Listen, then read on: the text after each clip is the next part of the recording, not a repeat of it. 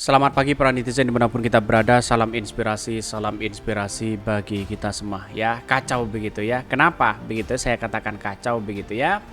AHY tuding koalisi Anies dijegal oleh Jokowi. Bayangkan begitu ya, seorang kepala negara ya, seorang presiden saja bisa saja ya memainkan hal-hal seperti itu begitu kan. Apakah ini benar atau tidak begitu? Kata Luhut mengatakan ini jaminan itu tidak ada, katanya begitu ya. Tetapi realitasnya melihat dari perkembangan-perkembangan ini seharusnya Muldoko kalau itu tidak sesuai dengan ADRT Partai Demokrat begitu kan, seharusnya kan ditegur oleh Pak Jokowi begitu kan. Dari hasil kesimpulan inilah yang kemudian menunjukkan bahwa apa yang dilakukan selama ini begitu ya oleh Pak Jokowi cawi-cawinya bisa saja seperti itu begitu ya. Tetapi yang namanya politik kan dinamis begitu kan, tidak menentu dalam hal ini begitu ya. Nah, inilah yang dikatakan bahwa kalau Jokowi ya semuanya memainkan peran seperti ini kacau begitu ya.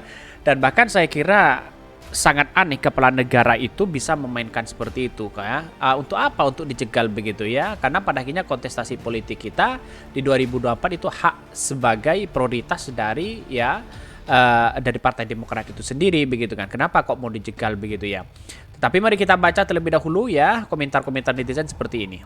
Ini komentar-komentar dari netizen. AHY tuding koalisi Anies dijegal oleh Jokowi begitu ya.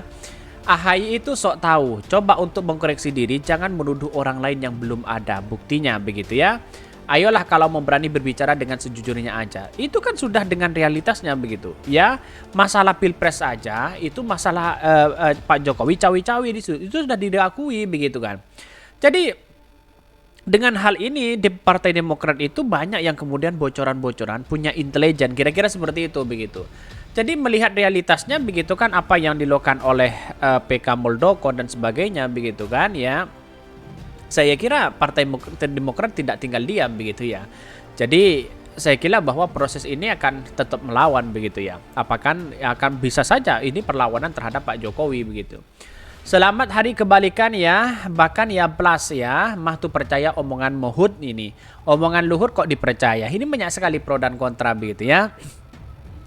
Ada yang mengatakan sabar jenderal ya, sering benar ya Pak Luhut bilang kampungan, apa dia merasa perkotaan.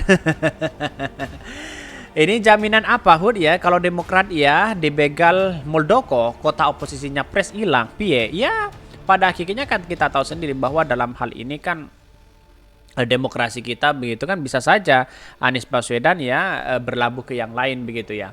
Apa jaminan Pung ya terbukti potong kuping apa mau apa ya? Bisa kan mengkritikkan ucapan rejim adalah kebalikannya begitu ya? Karena Partai Demokrat tidak sendirian di situ begitu kan, banyak di situ begitu ya. Ada apa namanya? Ada Partai Demokrat begitu ya, tidak sendirian saya kira begitu kan. Karena bangsa kita itu adalah milik kita bersama begitu ya. Anak cengeng kena PHP nggak jadi diminta Anies jadi cawapres. Mewek terus nyalahin orang lain. Ini banyak sekali pro dan kontra begitu ya. Siapa paling ya big data dipercaya? Sebetulnya simpel aja sih yang menuduh orang bisa membuktikan tudingannya itu begitu kan. Dengan kata lain kalau kita melihat bahwa cawi-cawi saja bisa melakukan seperti ini apalagi tidak. Kan begitu logikanya begitu ya. Jadi artinya bisa saja begitu tekanan-tekanan inilah yang kemudian ya selalu Partai Demokrat itu diganggu begitu. Dan pada akhirnya apa kalau diganggu? Tidak fokus untuk ya memimpin bangsa kita begitu. Sana sini dicegal begitu ya. Tetapi Partai Demokrat saya kira tidak sendirian bersama dengan masyarakat. Kalau dia benar membangun bangsa bersama, mari kita tunjukkan bersama-sama rakyat. Kira-kira seperti itu. Tetapi mari kita baca terlebih dahulu beritanya seperti ini. Ini beritanya AHY tuding koalisi Anies dicegal Jokowi. Luhut ya mengatakan saya tidak jamin itu tidak ada. Ya ini pada akhirnya kenapa kok tidak si Muldoko tidak ditegur begitu kan. Padahal 14 kali PK gagal terus begitu ya. Ini dikutip dari Kompas TV, Menko Kemaritiman dan Investasi Luhut Binsar Panjaitan memastikan Presiden Jokowi itu tidak ada niat untuk menjegal bakal capres ya di koalisi perubahan Anies Baswedan di Pilpres di 2024. Kalau Masawi cawi-cawi gimana begitu ya? Ini kan sudah jelas begitu. PK Muldoko saja sudah tidak ditegur seolah-olah dibiarkan begitu. Artinya apa? Kalau dibiarkan kan seolah-olah kan setuju begitu ya. Bahkan dari program Rosi, Kompas TV, Luhut menyebutkan tudingan Ketua Umum Demokrat Agus Harimurti Yudhoyono terkait DPK yang diajukan Muldoko ke Mahkamah Agung sebagai upaya menjegal Anies adalah kampungan. Ini kan kampungan gimana begitu kan? Itu yang kita hadapi Partai Demokrat benar-benar kenyataan begitu ya. Dan sekarang apa yang terjadi? DMA sudah ditolak begitu kan ya. Lalu kemudian muncul lagi PK lagi begitu kan. Jadi saya rasa hal-hal seperti ini kok bisa begitu ya. Ya, karena pada hakikatnya orang yang tidak pernah menjadi Partai Demokrat begitu ya, menjadi kader Partai Demokrat tiba-tiba mau memilih Partai Demokrat. Ini kan songong begitu ya. Sebelumnya, Ketua Umum Partai Demokrat Agus Harimurti Yudhoyono menuding peninjauan kembali soal kepengurusan Partai Demokrat yang diajukan Muldoko sebagai upaya penjenggalan Anies Baswedan sebagai presiden. Peninjauan kembali yang diajukan Muldoko nilai upaya mengambil alih Demokrat karena Demokrat adalah salah satu pengusung Anies Baswedan.